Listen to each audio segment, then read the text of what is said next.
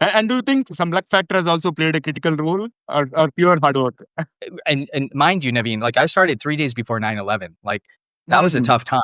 And so there was a lot of doors opening even at that time for us, which could have been a very, very difficult time. And so I don't take any of that for granted. I mean, I think all my experience up until that point certainly helped me. And yes, a lot of luck to reach the right people at the right time. Definitely, certainly helped us survive during that tough, 1 or 2 years. And since it's been 25 years, I think you mentioned about the dot-com bubble burst and then 2008, 2009 recession and recent COVID. So there were quite a few economic downturns and many startups have folded during that particular time. And what survival strategy did you adopt that most founders might have overlooked? Wow, you definitely nailed it on the head, Naveen. Having gone through a lot of those major, major ups and downs. All right, so here comes my hypothetical question: like, if VC money suddenly disappeared, right? How would entrepreneurship look different, and would we still see more sustainable businesses? When I actually started the company, it was interesting. I went to Bank of America to open up a bank account, and at that time, they were actually giving away lines of credit without any collateral or anything. So, it's interesting that you will find a way. I mean, there's definitely a way to have your ideas succeed, and the strongest and brightest entrepreneurs and founders will find a way. And so, I'm not worried about that. It's those that just are looking for that, only looking for that, and or is those are the ones who are going to have a problem. So, folks, you have tuned into TGV and hearty welcome to the Guiding Voice podcast series, the world's only quadrilingual podcast at this moment of recording. And we are trying to embark into multiple languages as we speak. And here we embark on transformative conversations for a better future. And we want to simplify and amplify your journey to success. I'm your host, Navin Samala, dedicated to making the world a better place by bringing you wisdom through valuable discussions with experts designed to simplify and amplify your success. And thank you so much for tuning in.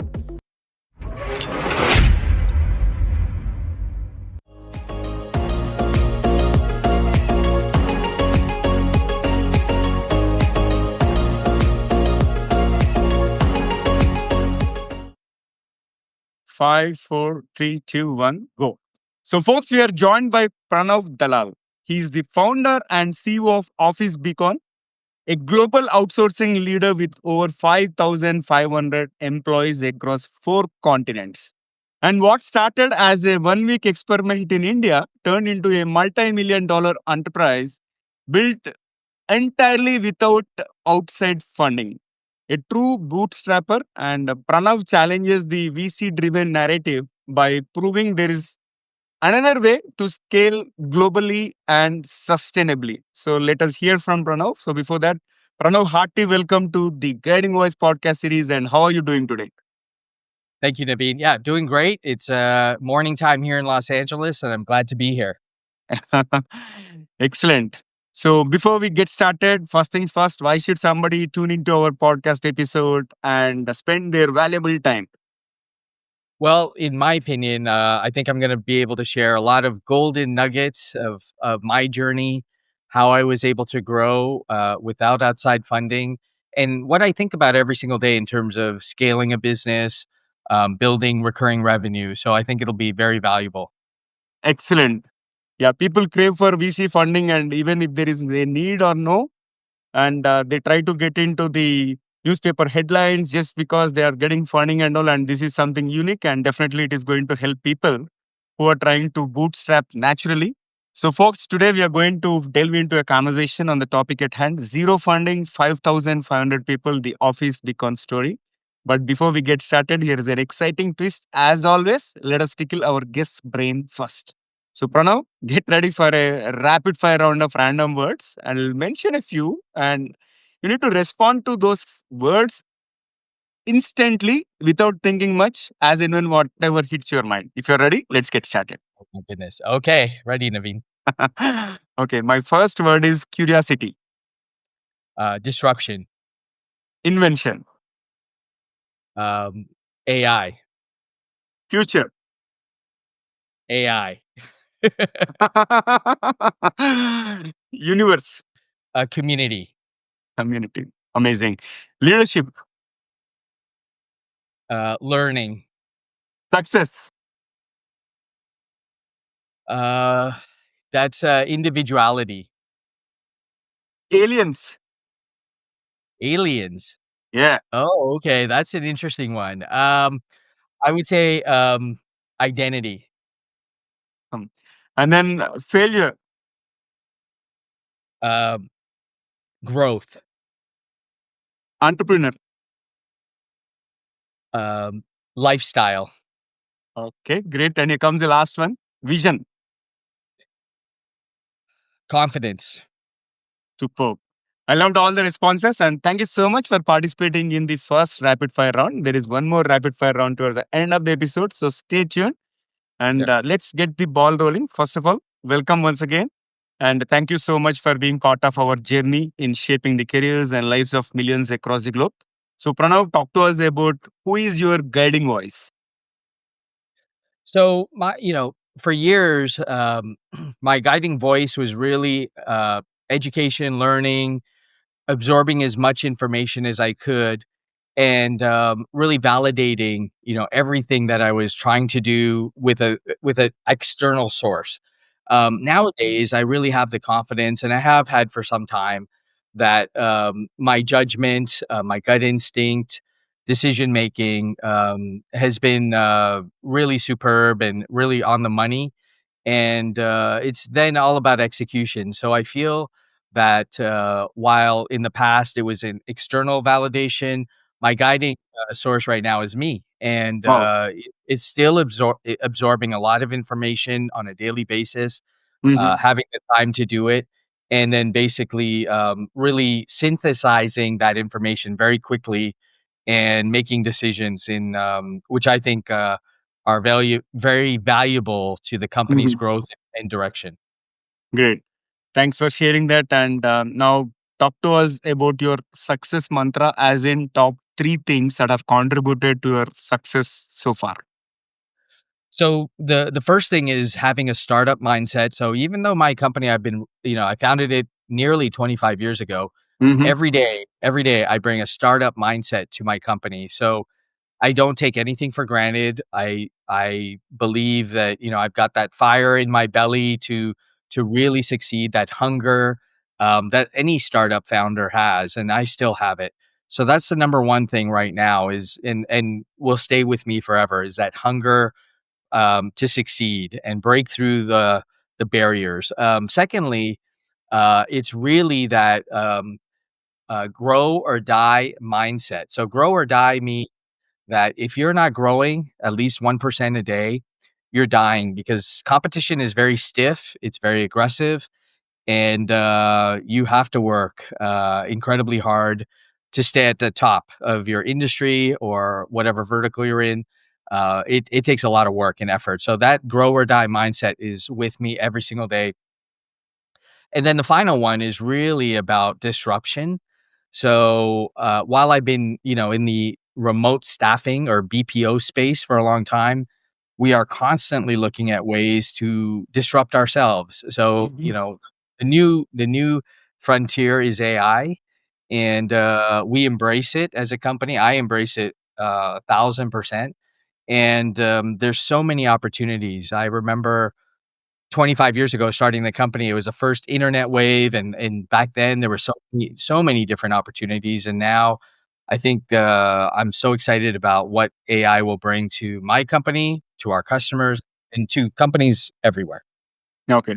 And how about the toughest lessons that you have learned in your past 25 years as part of your entrepreneurial journey?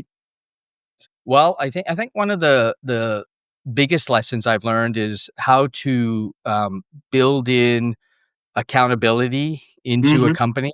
That includes my company, for example, I've got offices in multiple countries, and I do not have any family members in any of those countries helping us manage. And so Hmm. I've had to I've had to trust strangers who have since become, familiar to me, and employees, and some of them very long-term employees. But trusting employees by itself isn't a safe thing to do. You have to trust and verify. We have had certain situations over 25 years where just a handful of employees have really tried to, bypass our system and protocols and financial securities. And so trust, I think, is the number one thing, is how to build the protocol to trust but verify. That's what I call it. You can trust people, but you have to verify information. And so, Mhm. as you're a fast growing company or a startup, sometimes hard to do because there's so much happening. But if you don't have it, it could result in pretty disastrous results. Right. Got it. And you started this Office Beacon almost accidentally on a week-long trip. And looking back, was it intuition, boldness, or naivety that drove you? Well, so what happened was I was in late 2000. I read came familiar with a research paper by Deloitte, a consulting firm that talked about India and how it was growing in outsourcing, and that was a new frontier. As soon as I learned about that, I really uh, instantly knew that that's what I wanted to do. So yes, I the flight to India. My eldest son was going to be born within weeks, actually, of me taking that trip. But I went to Vadodara, which is where the only city I was really familiar with. My parents were from there. It's the only name that stuck out in my head. And I hadn't visited India in many, many years. And so I went there. I was able to rent a small office, hire a handful of people, like 5 people, and came back to Los Angeles. And I started cold calling. I just started calling companies and became very good at that and started getting clients. So we were off and running right away. Like it was unbelievable how quickly we were able to generate revenue and grow. Right. And do you think some luck factor has also played a critical role, or pure hard work? Yeah, yeah, I absolutely. I mean, I had some colleagues that learned about what I was doing. They called me and introduced me to some very large industries I'd never heard of. The fact that we were able to just and mind you, Naveen, like I started 3 days before 9/11. Like that was a tough time, and so there was a lot of doors opening even at that time for us, which could have been a very, very difficult time. And so I don't take any of that for granted. I mean, I think all my experience up until that point certainly helped me. And yes, a lot of luck to reach the right people at the right time. Definitely, certainly helped us survive during that tough, 1 or 2 years. Yeah, got it. And when it comes to founders, as I mentioned earlier, people chase funding, but you chose bootstrapping. So, what inner conviction kept you from following the crowd? Well, I'll tell you, in 2000, okay, there was an internet bubble, which was the first wave of internet stocks crashed here in the US, maybe globally. I didn't really pay attention globally, but it was a really, really difficult time for software companies, internet startups. Funding was not available. I also saw a lot of friends who um, really got wiped out. I mean, after spending such a lot of sweat equity building companies, everything they had worked for was really gone overnight. And so I didn't want to be in that position ever, with what I saw. So my conviction was I was first going to start a services based company because I felt that that was going to be more reliable long term. And also, secondly, I just didn't want to have investors. And I get private equity calling me all the time, but I just don't wanna be, in the control of anyone else, because I'm very, very confident with what I'm doing, and I'm just not the kind of person that could ever work for someone else or, work at someone else's direction. That's just not who I am, and so, for those reasons, I never took, a single dollar from anyone. Mhm. And what is the biggest misconception people have about bootstrapping? So, there's a saying that, you can either use other people's money, right, and grow quickly, and I think that's what 99% of founders do. and hope for that payoff. And then when you look at the actual numbers of the success rate, I mean, it's pretty low. I mean, I was willing to do anything. Like I was willing to invest my own money, take equity from my house. Like I did everything I could to fund my company early on until cash flow could start paying for that. And then we could get lines of credit and stuff like that. So, in my opinion, I mean, I was willing to bank on myself. If you're not willing to do that, then and not willing to, I mean, look, Elon Musk did the same thing. He took $100 million from PayPal, the money he made there, and put it into Tesla, and he did the same thing. So, I think that's the thing. If you're not willing to bet on yourself, then I don't know how you would expect anyone else to bet on you. Mhm. Yeah. And what are the hidden advantages of not having investors breathing down your neck? Well, I think the number one advantage that I feel I have is that I can really explore my ideas, and not worry about failure. Everything we may fail in, we're learning something very valuable. So, but with investors, there's not that sort of forgiveness of failing. And you have a short runway. I mean, you have to perform at a very high level, which is expected anyway of even a company like mine. But I think that willingness to, really take chances, which you constantly have to do to grow. I think that's the number one benefit I have is being able to do that. Right. And imagine if you had taken VC money early, how do you think Office Becon's trajectory would be different today? We could have been bigger. We could have been public. I know of companies that started even after us that took money and became public. And I personally, I think though there are advantages to that, but in the overall scheme of things, I think the equity and the value of my company, my personal net worth would have been the same anyway. And also, secondly, the headaches, honestly, with going public or taking, outside money, I just didn't wanna deal with, and so I think, I'm just not that kind of person, and I might be in the future, who knows, but, right now and for the foreseeable future, I'm not, and so I think it's really, played well for us. And looking at the past, like what specific systems or guardrails did you borrow from your Fidelity experience that still keep your company steady? Yeah, I think well, there are a couple of things, and so, we've got, strict financial controls. We constantly try to improve those types of areas, particularly when we see problems. And look, like any other company, we've had those issues too. But we've done a really good job with data security, especially privacy controls, financial security, and guardrails.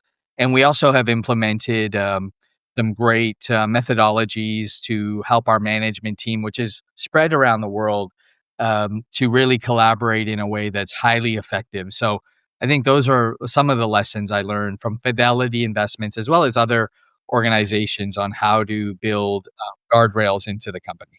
Right. Got it. And since it's been 25 years, I think you mentioned about the dot-com bubble burst and then 2008, 2009 recession and recent COVID.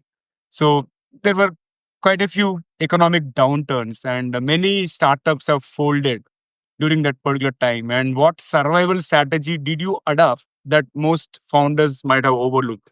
Wow, you definitely nailed it on the head, Naveen. Having gone through a lot of those major, major ups and downs, um, well, I'm just amazed at the resilience of my company, the people that work in the company, the customers who really have supported us for many years.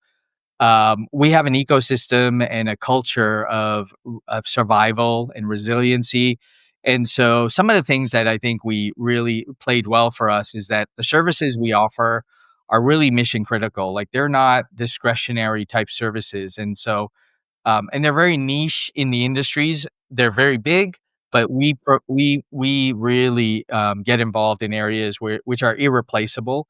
So I think our business model, the value we bring, the value proposition, and these are the areas I focus on, are really, really provide competitive advantage for our clients. So whether it's through a recession, companies are going to need us more because during a recession, companies are looking for ways to save money and provide even more competitive advantage. So that's what we do. And then during a economic boom, they're still going to need us because they don't have enough labor or people or skill sets to deal with that growth. And so we are able to. It's almost like a company. Office Beacon is a company that thrives regardless of the economic environment. Right. Got it. And can you share a moment where you were tempted to raise capital, but probably something might have stopped you, right?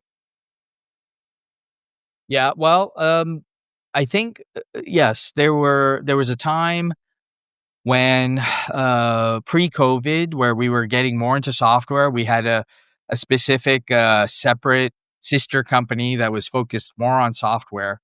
Um, then COVID hit. Like we were Yeah. actually planning on taking that company and separating it and growing it traditionally, like a traditional startup. That never happened. And COVID really shut down those plans because I think it wasn't the right time. Companies weren't willing to invest in those types of things.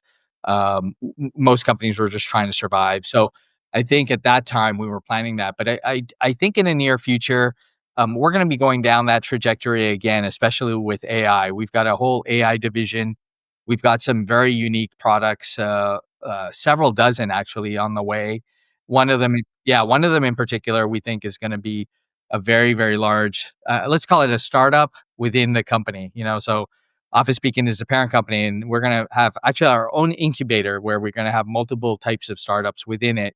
And I'm excited about one of them. I can't really share it. It's going to be released in January, but it's going to be, I think, a game changer for millions of companies, I hope. Yeah. Maybe we can talk about it in a future podcast once it is ready to share publicly. Yeah, and announce it with you. We can announce it with you. Good one. Yeah. All right. So here comes my hypothetical question. Like if VC money suddenly disappeared, right? How would entrepreneurship look different? And would we still see more sustainable businesses? If VC capital disappeared, Yeah. Yeah. yeah, I think the strongest will survive, right, during that time, and those founders will find ways to raise money or generate, investors. Like your customers could be your investors. There's different ways to do it. And so when I actually started the company, it was interesting. I went to Bank of America to open up a bank account, and at that time they were actually giving away lines of credit without any collateral or anything. So it's interesting that you will find a way. I mean, there's definitely a way to have your ideas succeed, and the strongest and brightest entrepreneurs and founders will find a way. And so I'm not worried about that. It's those that just are looking for that, only looking for that, and those are the ones who are going to have a problem. Fair enough. And this has been an incredible conversation, rich of golden nuggets. And it's time for us to add some more excitement and spice to the episode, which means we have come to the second rapid fire round. If you're ready, let's get the ball rolling. I hope my brain will fire fast enough for you. You're moving very fast, Naveen. All right.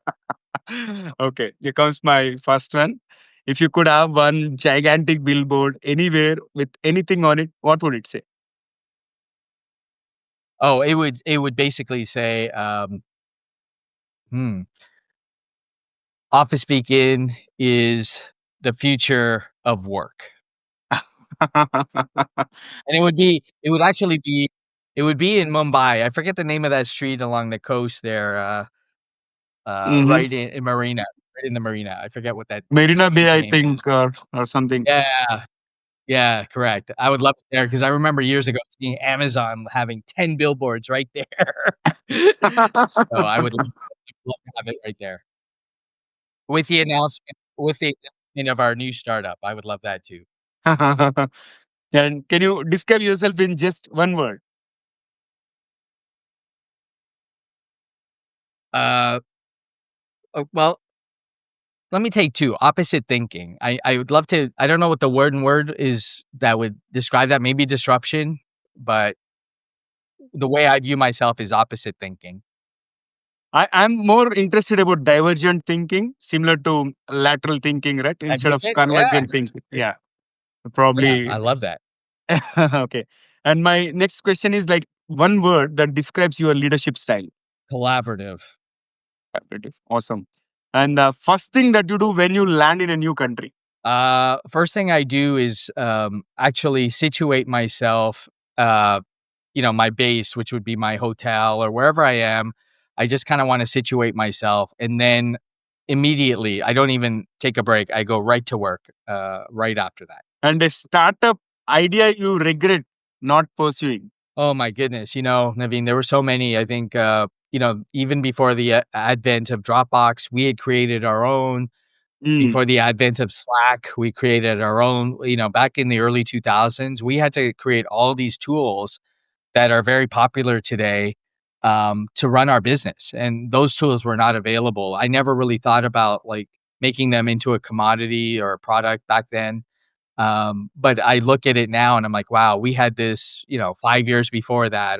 But this time around with AI, we're not going to make that same mistake. Okay. And good luck on that. And a favorite business book that didn't age well, in your opinion. Uh, well, there's two. One is Blue Ocean Strategy, and I do a lot of business talks about that. And the second one is Good to Great.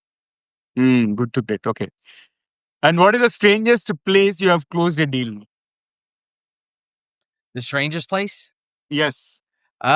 Strangest place. I think it was in an elevator in Las Vegas, where we had I met this gentleman who, um, they were actually now they're a sister company or subdivision of Vistaprint. And so, it was literally a handshake there where we said we're going to figure out how to work together. And it turned out to be a huge relationship for us. Good one. If you had to trade lives with one entrepreneur for a week, who would it be? Yeah, uh, definitely Elon Musk. I somehow had that gut feel you would mention Elon Musk. Yeah, yeah, definitely. Yeah. Okay. And one habit that secretly helped you in your business. So, the habit is basically to outsource or delegate my email and calendar. My assistant, for example, I never see an email before my assistant, and that has saved me an incredible amount of time. In fact, if you see, you won't believe it, but I'm going to show you. This is my inbox right now, and Oh, wow. it says "You're all done." And so, um, I wake up to that. I go to sleep to that. Throughout the day, she's really my right hand person and really helps me create a lot of time so that I can work on things that are very valuable for the company. Mhm. Excellent. And here comes the last one for the second rapid fire round. What is one electronic gadget or a fantasy gadget that you like to see or invent yourself? Oh, gadgets. I haven't thought about gadgets, but I think if I were to think about one, it's really about a networking gadget. So something where you're carrying, or I mean, I guess it could maybe be used on an iPhone, where people want to connect and automatically get notified that hey, someone's in the area, they want to connect with you, and you want to connect with them for some reason. Maybe it's a prospect, maybe there's some value you can create for each other. That would be the one I would, probably focus on. Good one. Okay. Thank you for participating in the second rapid fire round as well. And let's flip back to the mainstream. Yeah, So, Pranav, if sure. you had to distill your entrepreneurial philosophy into just one sentence for future founders, what would it be? Always question everything. Question everything. So powerful. Yep. Thank you so much. And I thoroughly enjoyed our conversation. And it really has golden nuggets which entrepreneurs can really take them and follow to yield some wonderful results. And how is your experience being hosted on the Guiding Voice podcast? Well, Naveen, you're very professional. I appreciate you. This is very well put together, and I love your questions. The rapid fire were challenging, and it's a great way to start my Monday.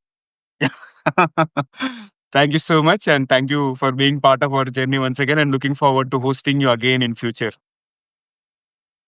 Thank you, Naveen.